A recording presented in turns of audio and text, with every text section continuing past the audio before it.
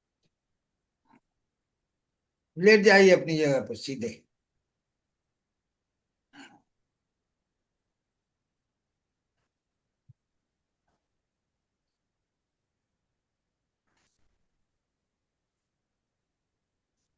बस जब लेटे हैं वैसे लेट रहिए, जैसे लेटना हो।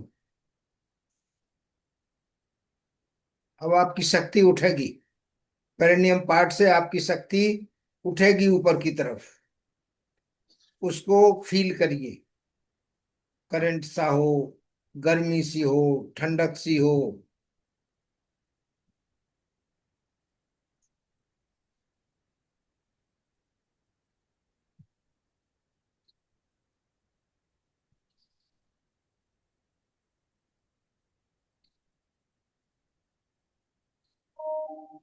पड़े रहिए।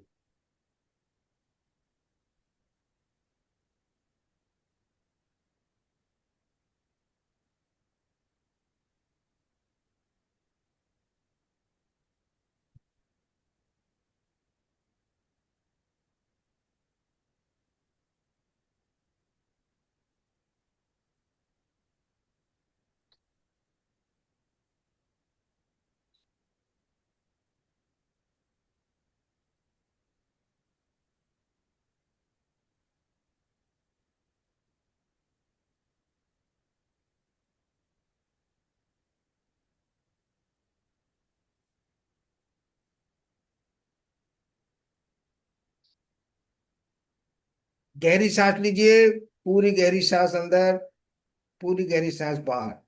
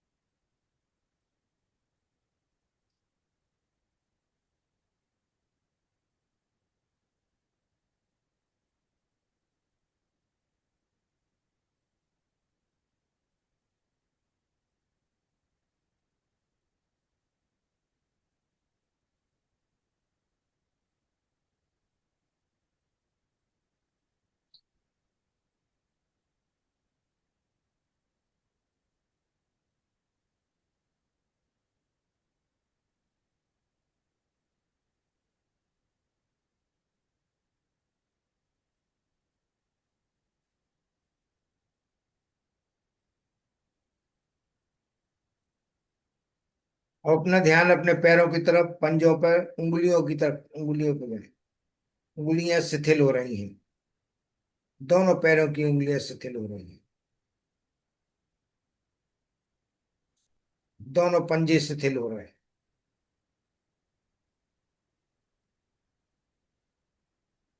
पिंडियां पूरी तरह शिथिल हो रही हैं। दोनों पैरों के घुटने शिथिल हो रहे हैं, रिलैक्स हो रहे हैं। जंघाएं रिलैक्स हो रही हैं। पेट पूरी तरह से रिलैक्स हो गया। सीना रिलैक्स हो रहा है। दोनों कंधे बिल्कुल रिलैक्स हो गए। दोनों हाथ, कोहनी, हथेली, दोनों हाथों की उंगलियां बिल्कुल रिलैक्स हो गई। गर्दन बिल्कुल रिलैक्स हो गई। पूरा चेहरा, आंखें, नाक, कान, मुंह, ब्रेन पूरा रिलैक्स हो गया। पूरी बॉडी बिल्कुल रिलैक्स हो चुकी है, रिलैक्स्ड। बिल्कुल पूरा शरीर शिथिल पड़ा हुआ है।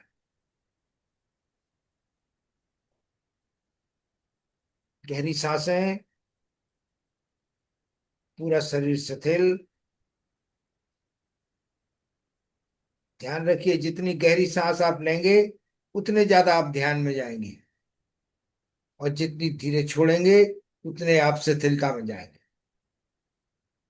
तो आप ध्यान में, गहरे ध्यान में जा रहे हैं और बॉडी शिथिल हो गई है, रिलैक्स्ड।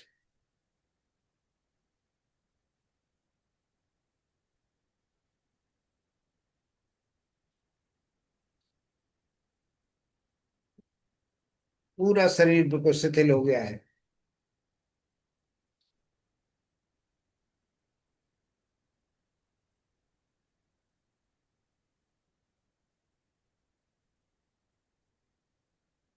पूरी गहरी सांसें, शरीर पूरा शिथिल, गहरे ध्यान में।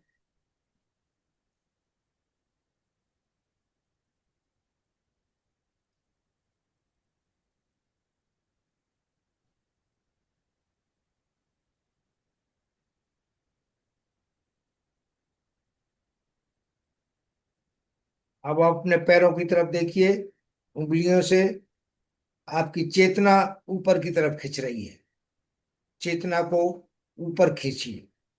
पैरों की तरफ से उंगलियों से चेतना को ऊपर खींचिए। चेतना ऊपर आ रही है। जैसे जैसे चेतना खिंचेगी, आपके उन ऑर्गन के जॉइंट्स टूट जाएंगे।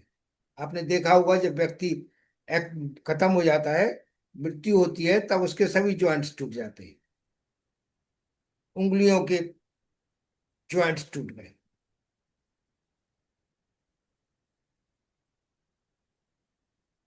जैसे जैसे आपके चेतना को ऊपर ला रहे हैं, आपके जॉइंट्स टूटते जा रहे हैं और बिल्कुल डेड बॉडी होती जा रही है। घुटने के जॉइंट टूट गए, कमर के जॉइंट्स टूट गए और चेतना आपके हृदय स्थल में आ गई। नीचे से पूरी चेतना हृदय स्थल में आ गई। अब हाथों की उंगलियों से देखिए, इधर से चेतना को खींचिए। हाथों की उंगलियों के पोरों के जॉइंट टूट गए। हथेली के जॉइंट टूट गए। कोहनी के जॉइंट टूट गए। कंधे के जॉइंट टूट गए। आप पूरी तरह से, आपकी चेतना हृदय स्थल में आ चुकी है। अब आप मस्तिष्क से देखिए, चेतना को पूरा खींचिए। पूरे शरीर की चेतना अब आपके हृदय स्थल में आ चुकी है। पूरा शरीर बिल्कुल डेड हो गया है, शिथिल हो गया है। आपकी चेतना हृदय स्थल में आ गई। अब हृदय स्थल से आपकी चेतना ऊपर उठ रही। ऊपर की ऊपर उठ, ऊपर की ओर उठती जा रही है। ऊपर की ओर उठती जा रही है। और ऊपर, और ऊपर, ब्रह्मरंध्र पर आ गए। अब ब्रह्मरंध्र से खुला हुआ है, आप उससे बाहर निकल गए। अब आप पूरी तरह से बाहर निकल गए हैं। बाहर निकल के आप खड़े हो जाइए और देखिए अपनी बॉडी को। आपकी बॉडी पड़ी हुई है, आप अलग खड़े हुए हैं।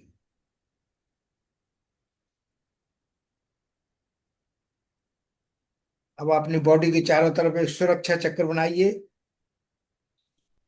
एनर्जी को चारों तरफ घुमा दीजिए बॉडी के। एक सुरक्षा चक्र बन गया है।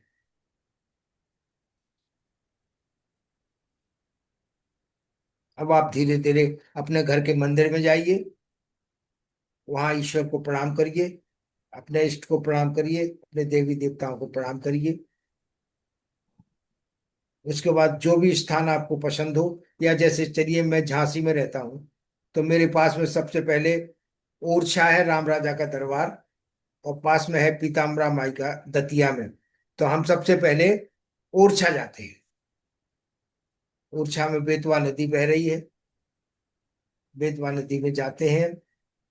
बेतवा नदी को प्रणाम करते हैं। राम राजा मंदिर जाकर भगवान राम को प्रणाम करते हैं। शीश झुकाते हैं। ओरछा नगरी को प्रणाम करते हैं। ओरछा में प्रसिद्ध है हरदौल की समाधि, उनको प्रणाम करते हैं। ओरछा धाम को प्रणाम करते हैं। उसके बाद हम चलते हैं, दतिया पहुंचते हैं।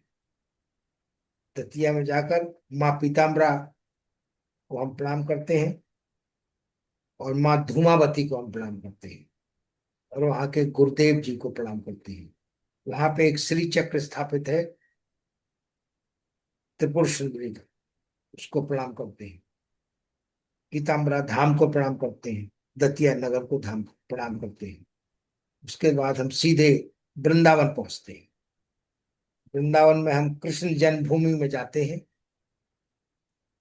भगवान के जहाँ उनका जन्म हुआ था उस जरा सी छोटी सी कोठरी है, वहां जाकर बाल कृष्ण भगवान को प्रणाम करते हैं। लगा हुआ मंदिर में जाकर राधा कृष्ण भगवान को प्रणाम करते हैं। वह कीर्तन हो रहा है, बैठते हैं, कीर्तन में मस्त होते हैं, कीर्तन करते हैं।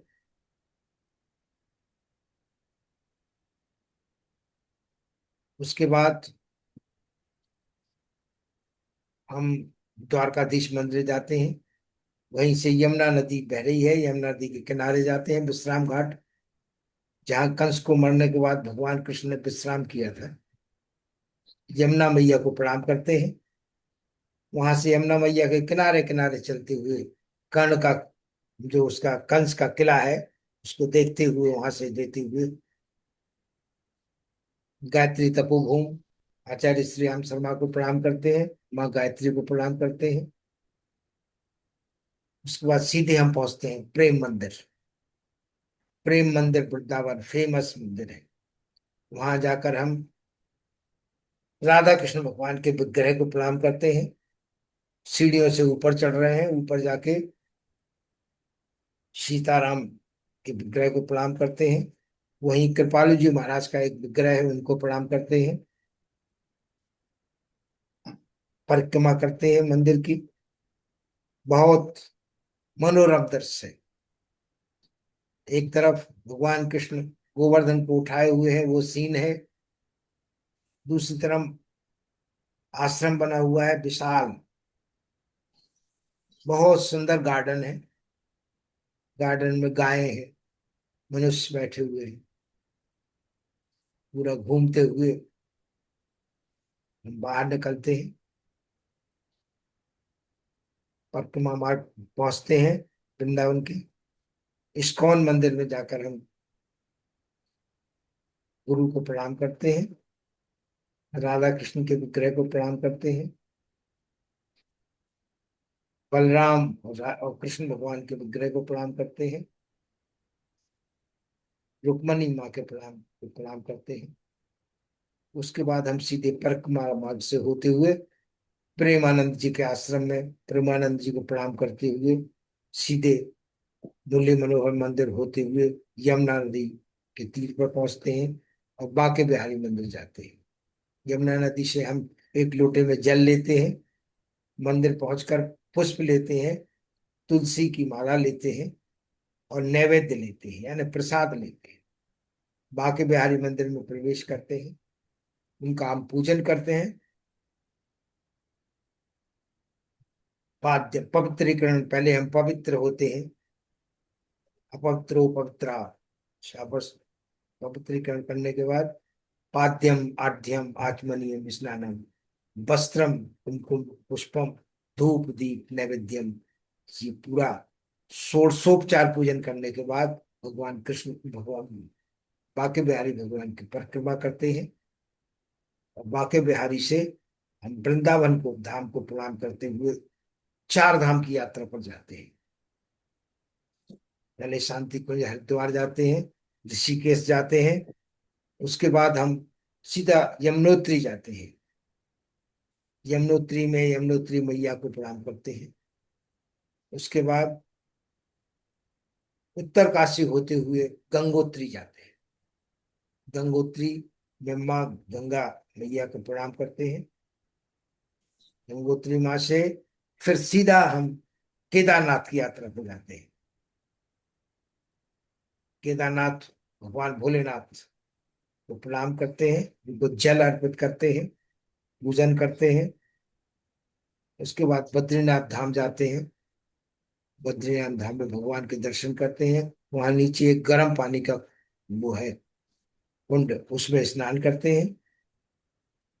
बद्रीनाथ धाम से होते हुए फिर ऋषिकेश हरिद्वार होते हुए अपने घर वापस आते हैं। अपने गुरु को प्रणाम करते हैं।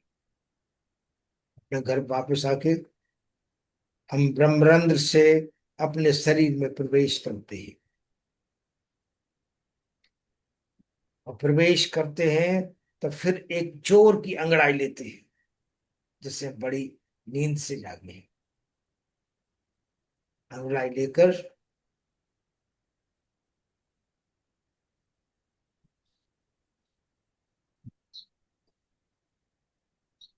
फिर करवट लेते हैं दाईं तरफ, 2 मिनट दाईं तरफ करवट में लेटते हैं।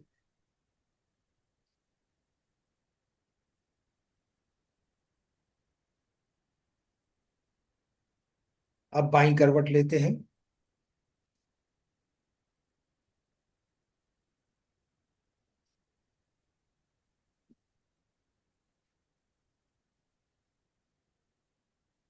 अब उठ के बैठ जाते हैं।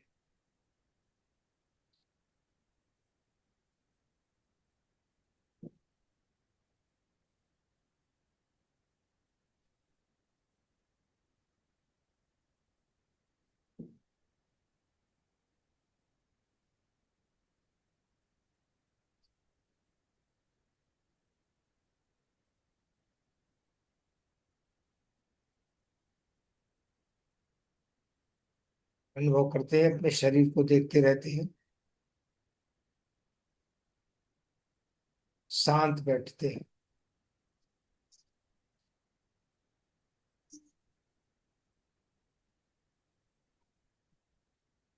पूरी घटना को याद करके, 4 धाम की यात्रा का स्मरण करते हुए धीरे धीरे मुस्कुराते।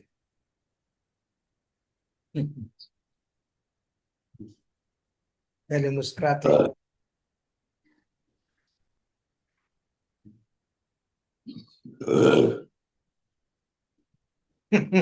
आप जोर से हंसते हैं थोड़ा।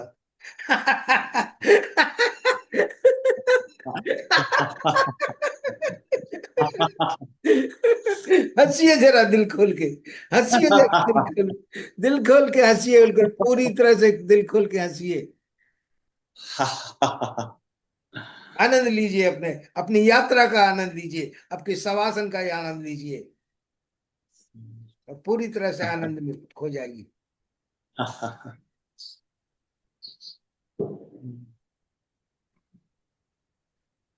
इसके बाद हाथ रगड़िए, शांत होइए, प्रणाम करिए परमात्मा को, परमात्मा को और शरीर अपने आप को, खुद को, गुरु को, गुरु को, सभी साथियों को प्रणाम करिए। सभी साथियों को। अब वापस लौट आएंगे।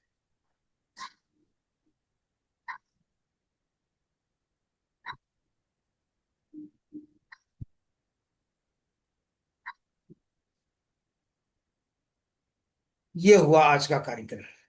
कैसा लगा बताइए। बहुत बहुत अच्छा लगा। अच्छा लगा। बहुत बढ़िया, एकदम बहुत रिलैक्स, बढ़िया गुरुजी। बहुत तो ठीक सुंदर। है। बहुत बढ़िया। जिनने 4 धाम की यात्रा नहीं की है उनने भी कर ली अपने आज। जी।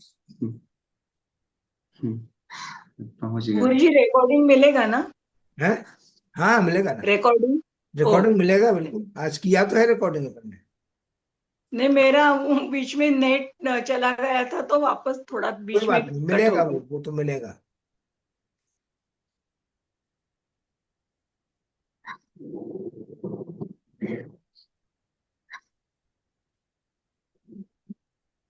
एक्चुअली जो और वो है, जैसे एक्सरसाइज है वो तो आप लोग करते ही हैं, कर भी सकते हैं, कोई दिक्कत नहीं है।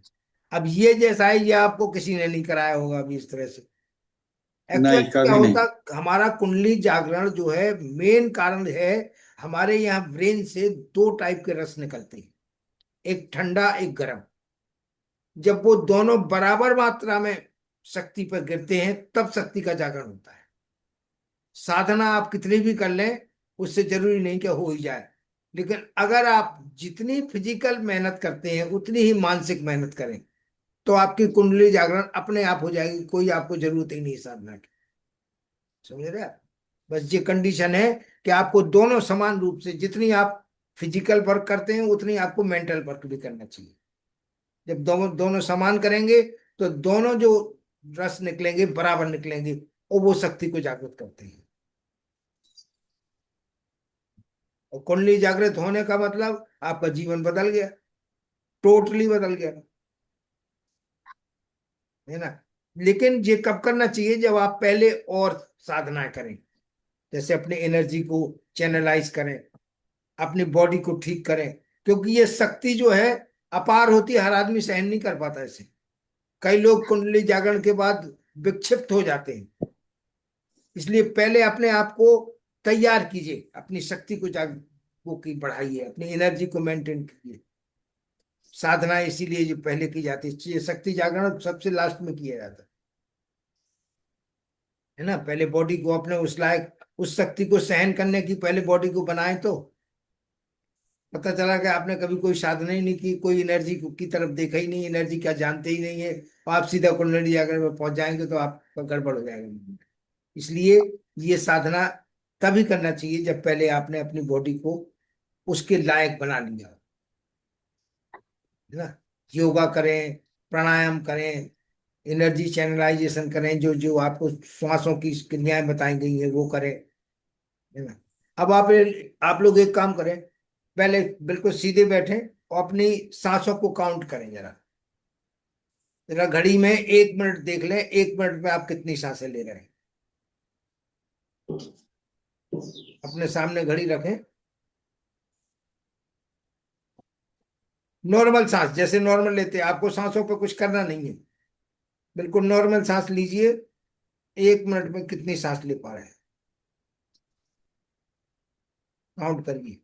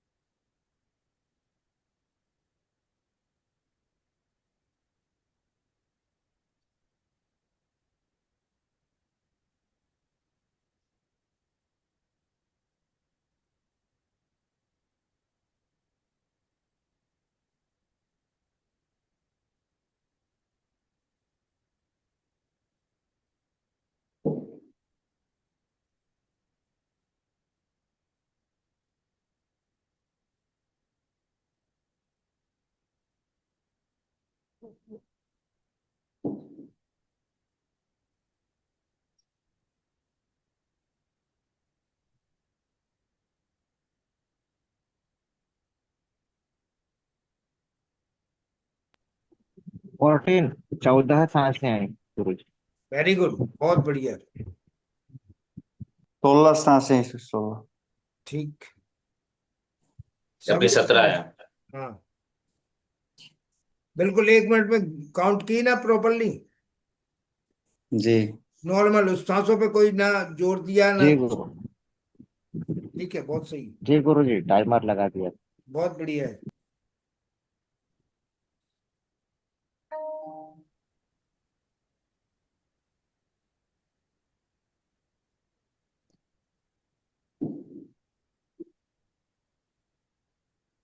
गुरुजी मेरी 12।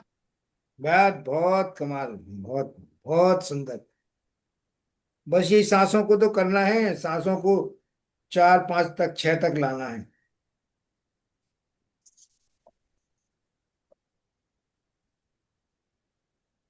एक्चुअल में जो जितनी सांसें ज्यादा लेता है वो उसकी आयु भाई, हमें जो है ईयर्स नहीं मिले हैं, आयु गुरुजी के 15। वर्ष नहीं मिले हैं, हमें सांसों की संख्या मिली है। जैसे मान लो हमें 100 सांस का जीवन मिला है, और वो 100 सांसें हमने जो है जल्दी जल्दी करके और 10 मिनट में पूरी कर ली, तो वो तो हमारी हम्म। लाइफ 10 मिनट रह गई। और उसी को अगर हमने खींचते खींचते आधे घंटे में की तो हमारी लाइफ आधा घंटा हो गई। ठीक है ना। तो इसीलिए सांसें लंबी, हमें मतलब दिन में कम से कम 2 3 बार तो सांसों का ध्यान कर ही लो। सांसों पे जरूर गौर करो, हम लोग सांसों की तरफ देखते ही नहीं, पूरे दिन नहीं देखते, है ना। इसीलिए ये सांसों की जो एक्सरसाइज कराई जाती हैं, ये दिन में 2 बार करना चाहिए, तो कम से कम उतना डिफरेंस पड़ा। और उससे सबसे बड़ी क्या है कि एनर्जी पूरी बॉडी में फैलेगी, तो आपकी बीमारियां भी खत्म होंगी। इसलिए सांसों पे ध्यान देना बहुत आवश्यक है। ठीक है ना? गुरु गुरुजी जब हम कुछ सुनते हैं, एक बाहर देखते हैं, पढ़ते हैं, तभी तभी सांसें अपने आप बहुत कम हो जाती है। हाँ बिल्कुल, बिल्कुल सही। मतलब सांसों को दिन में 2-4 बार सांसों की तरफ ध्यान देना चाहिए। हमें सांसों से जुड़ना बहुत जरूरी है। सांसों से हमें दिन में जरूर 2-3 बार ध्यान देना चाहिए और पूरी गहरी सांसें लेना चाहिए। एक्चुअल में हम लोग सांसें लेते ही नहीं है प्रॉपरली, और फिर कहते हैं कि साहब हमें बीमारियां हो रही। बीमारी तो होंगी भैया, आप जब रॉन्ग स्टाइल में सांसें लेंगे तो बीमारियां होंगी। प्रॉपर तरीके से सांस लेंगे तो आप स्वस्थ होंगे। इसलिए सांसों पे जो गौर करना बहुत है। भाई जीवन के देखो, जीवन हमारा काय से चलता है? एक तो सांस, दूसरा एनर्जी, तीसरा तत्व हमारे, और चौथा हमारे विचार सोच। इनसे जीवन चलता है। इन चारों पे अगर हमने गौर करना शुरू कर दिया तो ना हम बीमार होंगे और ना हम कोई परेशानी होगी। हम तत्व को भी नहीं, अब आज से एक बात ये भी ध्यान रख लेना, सवेरे उठते ही अपना तत्व चेक किया करो। देखो, तत्व का भी समय है। सवेरे आपका 3 बजे से 7 बजे तक आकाश तत्व चलता है, ठीक है। 7 बजे से 11 बजे तक पृथ्वी तत्व चलता है, ठीक है। उसके बाद अग्नि तत्व चलता है, 4-4 घंटे चलते हैं। अग्नि तत्व के बाद अग्नि को 2 पार्ट में बांटा गया, फिर वो दूसरी 7 से 11 चलती है।